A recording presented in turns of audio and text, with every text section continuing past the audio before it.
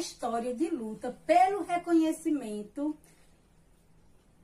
enquanto sujeito quilombola de um quilombo existente na cidade de Cabrobó, na região do Médio São Francisco, aproximadamente 600 quilômetros da capital pernambucana. Está localizada a comunidade Santana Quilombola. No estado de Pernambuco, há atualmente 112 quilombos reconhecidos pelo governo federal. 180 anos depois do fim da escravidão, essas comunidades ainda lutam por tradições e territórios. Neste primeiro bloco, iremos convidar seu Joaquim Martins da Silva, um antigo morador da comunidade Santana Quilombola. Ele irá contar como deu início a este território. Aí ela aceitou, ele vendeu o jumento, aí ele veio e comprou. Aqui morava o caboclo brabo. Ninguém via aqui, que você vinha, eles matavam, né? Aí, meu avô tinha um bocado de rapaz, veio, tomou conta ali da fazenda, aí quando fez o cercado, aí entregou os filhos e foi-se embora para Caçumba Zé. Aí ficou aí meu pai e os irmãos, aí foram morrendo, aí hoje estamos nós. Aí nós não vinha aqui também, que os bichos fugiam atrás do povo. Matavam, né? Diz que eles armavam umas presas e atiravam no povo por riba. Mas quando eles viram que o povo estava tomando conta, chegando umas pessoas para morar por aqui, aí eles, chegou o velho Manezinho ali, chegou o velho Zezinho, já tinha meu avô ali, aí foi chegando, aí eles foram embora, aí fizeram esse calo aí para entupir o olho d'água, para não deixar nada de água para o povo. Mas aí a água era um olho d'água, né? Aí explodiu as pedras, nós ficamos se apostando, bebendo água, carregando água daqui para o coitado. Minha mãe tingia filho e carregava num jumentinho velho, 4 latas no jumento. Quando chegava no caminho, o jumento às vezes caía com aquela lata amassada, mas nós passamos muito tempo se servindo com essa água. Aí depois a coisa melhorou lá para nós, não precisou mais nós carregar água daqui não. Depois chegou nas cacimbinhas e depois chegou uma cisterninha para nós e está mais ou menos. Mas no começo era ruim demais. Pedro Piauí, era luz. Aí foram morar bem acolá. Era um caboclo. Ele era um caboclo, só vivia só na Caatinga. Aí meu pai ia conhecer muito ele. Ia lá, ele batia papo mais ele, lá no Imbuzi dele. Lá o Imbuzi dele, a gente chama de Pedro Piauí. Depois ele foi embora. Eu acho que era desse mesmo pessoal que morava aqui. Aí foram embora. Nós ainda vimos, um dia o pai chamou para nós espiar o rastro dele. Dava uns 2 palmos o rastro desse Pedro Piauí. O rastro era desse tamanho assim, uma gamela. Eu acho que era um caboclo, né? Não era gente que nós não era caboclo. Aí pronto, aí ficou nós por aqui assim. Aí hoje só tem parece que eu, né? Os outros tem primo mais velho que eu que não sabe nada do que passou aqui. Né?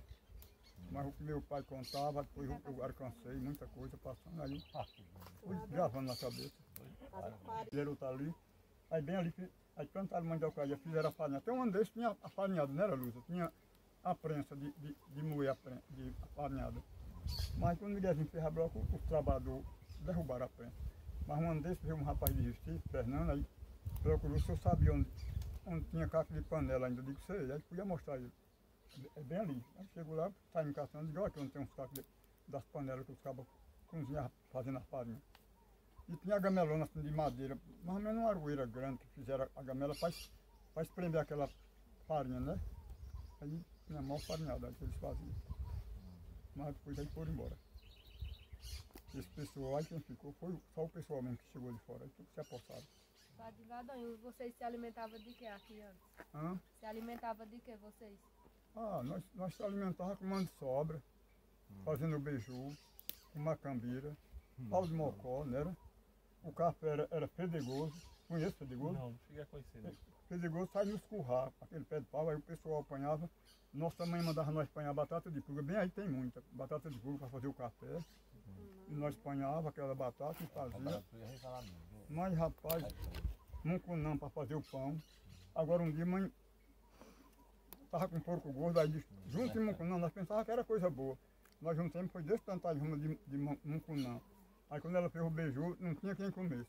Ela mais pai comia, o bicho travava, amigo, era que nem pereiro, nós não comíamos não. Mas mãe mais pai comia, que era acostumado a comer brabo, né? Chique, nós comia. Aí um dia veio uma mulher procurar, e eu vestia, eu digo, nós vestia saco, roupa de saco, já conheceu o saco? Saco de açúcar.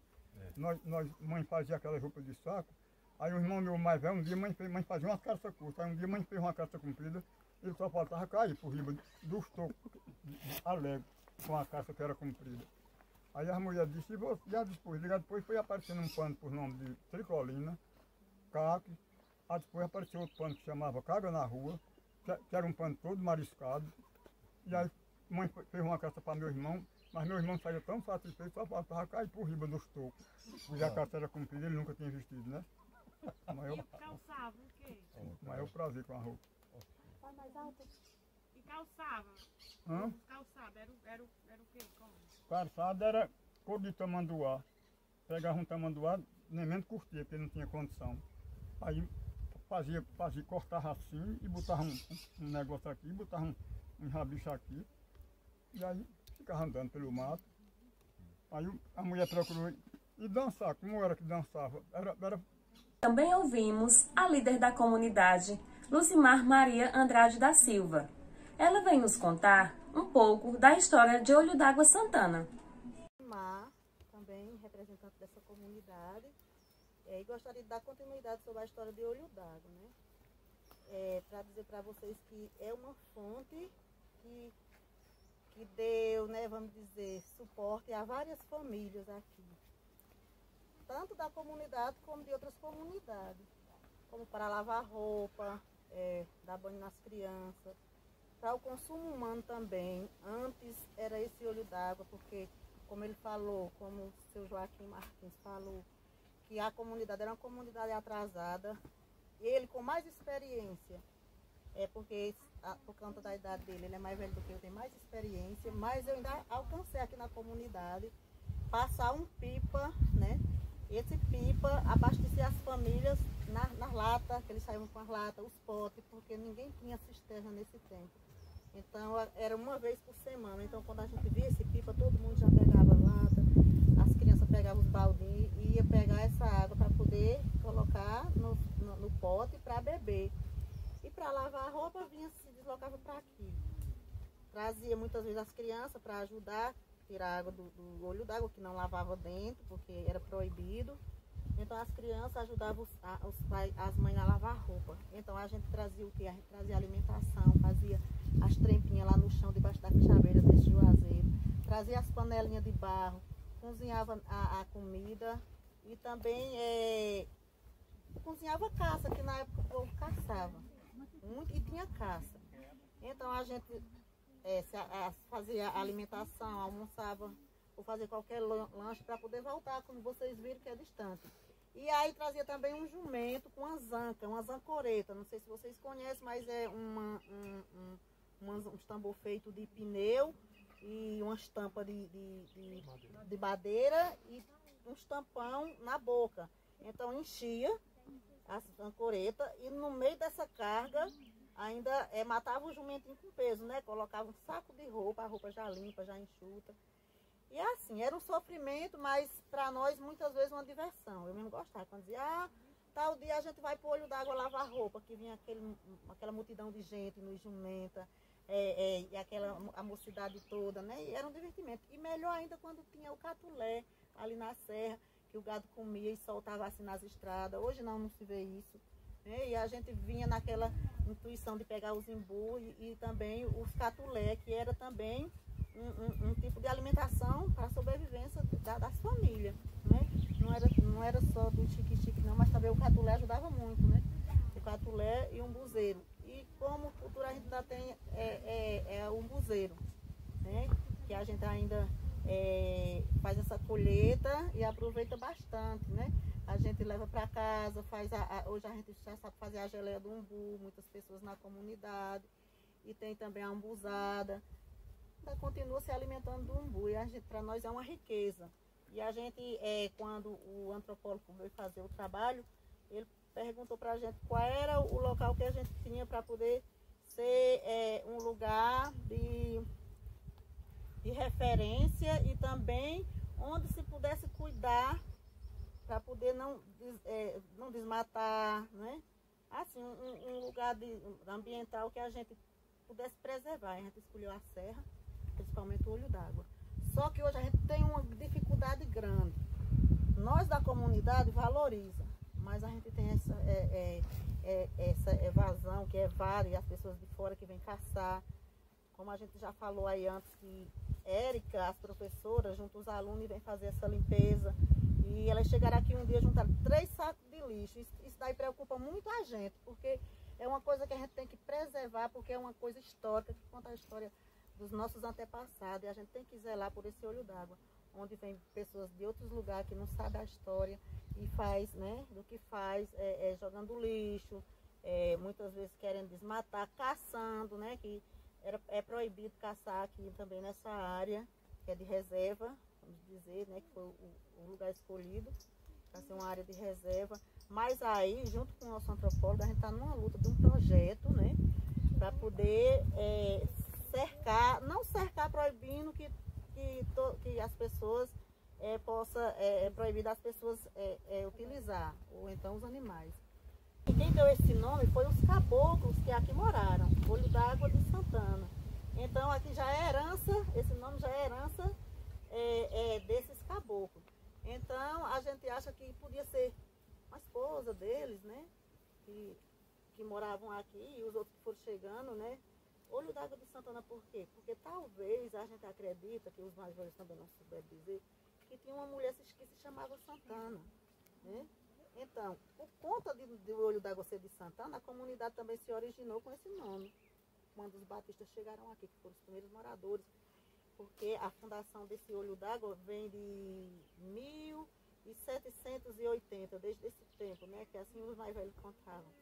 E depois os primeiros moradores da família Batista, que foi do senhor que também deu a entrevista aqui, chegaram em 1810, vamos dizer, 30 anos depois, já que eles viviam aqui.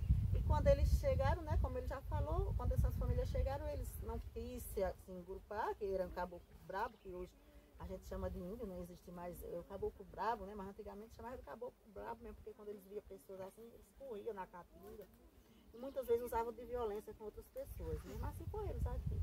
Para poder não se misturar com os batistas, eles tiveram que ir embora. Aí a gente acredita que era alguém da família deles que tinha esse nome Santana. Aí, então, por entanto, ficou o nome Santana na comunidade, a nossa padroeira também. Iremos agora ouvir a presidenta da associação, Maria Islaiane Ferreira Silva Freire, que relata as conquistas e dificuldades de uma comunidade quilombola. Islaiane, sou representante também daqui da comunidade, sou negra, sou quilombola. Então, complementando, né, o que Joaquim Martins falou, Luzimar falou, a nossa comunidade foi reconhecida quilombola no dia 28 de fevereiro de 2007, né? Então, como vocês já ouviram, era muito difícil, a gente passou por muitas dificuldades aqui. E depois desse reconhecimento, né, foi melhorando mais as coisas. A gente foi tendo mais uma visão política, né? A gente foi tendo mais uma ajuda, mais alguns programas, né, governamentais chegando aqui na comunidade, onde foi melhorando a nossa vida. E aí, por que nós fomos identificados como quilombola? Porque na matrícula da escola, todos os estudantes eram identificados como negro. Porque antes no diário vinha a pergunta, né, se era branco, pardo ou negro. E aí todos aqui eram negros. Na gestão, né, nessa época, na Secretaria de Educação, estava Neuzete Rosa, onde veio conversar com a mãe, que era a professora, Maria Irenilta, e tia Creuza, né, chamou elas e perguntou se ela sabia que aqui poderia ser uma comunidade quilombola, porque todos os alunos eram negros. E aí veio aquela discussão, veio reuniões e a gente foi se apropriando, né, desse conhecimento de ser quilombola e fomos, né, pesquisando, né, perguntando os mais antigos sobre a nossa história. E a gente viu que realmente a gente tinha um vínculo com quilombola. A gente era todos negros e eram quilombola. E aqui, já sobre a educação, era muito dificultoso. A gente não tinha escola, estudavam nas latadas, nos bancos de tábua, não tinha merenda, não tinha quadro, não tinha nenhum material pedagógico, nem didático para as crianças estudarem. Né? Mas aí a primeira professora da comunidade foi tia Carminha, e ela, com aquele conhecimento que ela tinha, né, ela começou a alfabetizar as crianças. E aí, quem teve mais condições, né, quando terminou a 4ª série, mandaram para estudar em Terra Nova, e quem não tinha, né, parou por a 4ª série mesmo. Então, a gente passou por muitas e muitas dificuldades, né, e hoje a gente está aqui, né, na luta, sempre em busca dos nossos direitos e melhorias para a nossa comunidade. Nesse último bloco, contamos com a presença dos nossos estudantes, contando o que mais te chamaram a atenção sobre a história do Quilombo Santana. História de Santana. O aspecto que mais me chamou a atenção foi a atitude egoísta de Pedro Piauí, que mesmo indo embora, sabendo que não iria mais precisar do olho d'água, o entupiu. Apesar do seu mal feito, os novos moradores conseguiram fazer dessa terra sua morada. Faziam de tudo que era possível e tivesse ao seu alcance para sobreviver, desde a caça até a selagem. O alimento era xique-xique e mel de abelha, e a água era de cacimba, que eles mesmos faziam. Embora há tantas dificuldades, todos eram felizes. Sempre achavam um tempinho para se divertir, dançar e cantar no tradicional forró com Santana. Meu nome é Selma Maria, da Fazenda Santana, município de Cabrobó. Sou quilombola. Eu estudo com a professora Equinha e gosto muito dela, de toda a família dela. Aí eu estou contando a história do Senhor São Pedro, que essa foi celebrada, ainda hoje é celebrada, a novenária do Senhor São Pedro, que foi a promessa que a minha avó fez, vó dos anjos, que fez com o meu tio Pedro. Alcançou a graça, ainda hoje é celebrada. Sim? Gente, eu sou Maria de Fátima, moro na Vila Nova Captação, sou estudante da EJA Campos, e o que me comoveu nessa história é que essas pessoas foram uns guerreiros, né?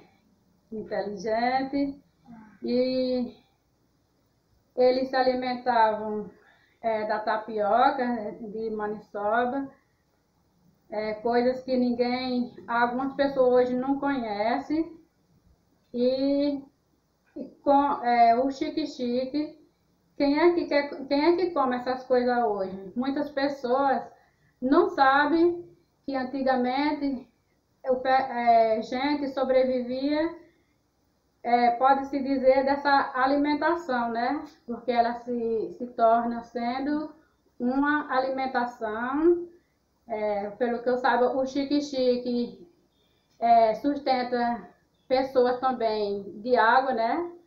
Sobrevive de água, e é isso. E parabéns à família Santana. Olá, eu sou Edileuza, estudante da EJA Campo. A parte da história de Santana que mais me encantou foi a que fala que, como cultura, havia o tradicional forró, com sanfona, triângulo e zabumba, pois me lembro da minha infância, na minha comunidade, a que, assim como Santana, a alegria das famílias era se reunir para dançar um forró e festejar junto. Me lembro do meu tio, que tocava. Lá no Maiviano, que na época que eu andei lá não tinha aquelas benfeitorias que tem hoje, que é uma quadra de esporte, um colégio. Que na época que eu andei lá em 86 ou foi 87, ali só era estrada, casa num canto, outro em outro, não tinha aquela, como é que diz, aquele povoado bonito que eu achei, que ele tem a falar, só que eu achei muito bom lá, um lugar tranquilo, a gente esteve lá à noite, retornamos, graças a Deus, fomos em paz, viemos em paz, e a gente foi bem recebido pelos quilombolas de lá, né? A gente foi muito bem recebido, graças a Deus. Então hoje o que nos resta é só voltar até lá e agradecer novamente a ele por uma boa visita que a gente pode fazer.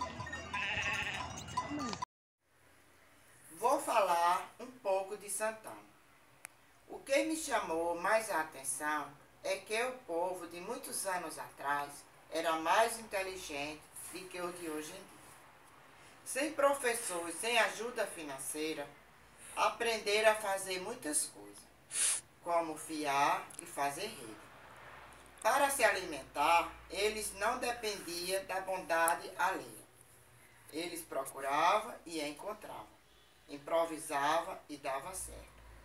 Hoje em dia, para tudo precisamos de um orientador e curso. Temos tecnologia e um pouco mais, e mesmo assim reclamamos da vida. Sou Lucinei, estudo na escola Jesualdo Freire de Carvalho e faço o EJA Campo. Meu nome é Francisco Antônio da Silva, estudo pela EJA Campo, minha professora é Jeane.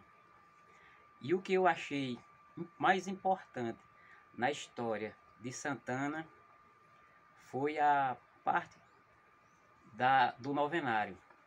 Porque o novenário é uma tradição que começou desde o início da fundação de Santana e até hoje se mantém vivo.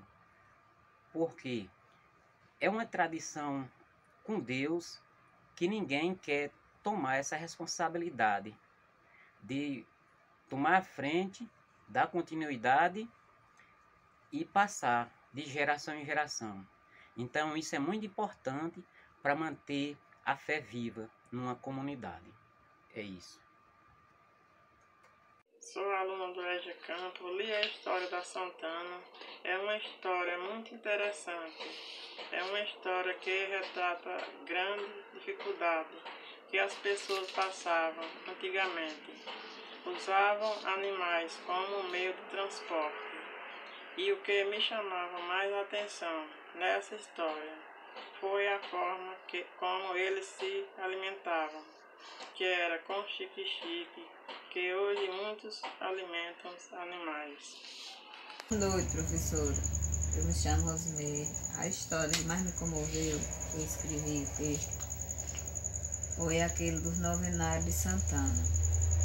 Porque todo ano meu tio saía daqui noite de São Pedro com um carro cheio de gente para ir passar a noite de São Pedro lá e ir para a renovação, que eles chamam. Aí eles nunca deixaram a tradição cair. Seu Pedro morreu, mas as meninas dele ficaram. Aí agora quem vai daqui todo ano é Naldo, sobrinho dele, mas a esposa dele, que é neta de seu Pedro Batista. Me comoveu muito essa história, porque por aqui não tem renovação. Olá, meu nome é Maria Aparecida dos Santos. Eu sou estudante do EJA, minha professora é Railane. Eu vim aqui falar sobre a história de Santana. E a história que eu achei mais bonita foi dos novenários, que eles já tinham e eles continuaram firme e forte na fé. Porque a gente tem que ter muita fé e sempre pedir sempre a Deus. E Deus assim, ajuda a gente.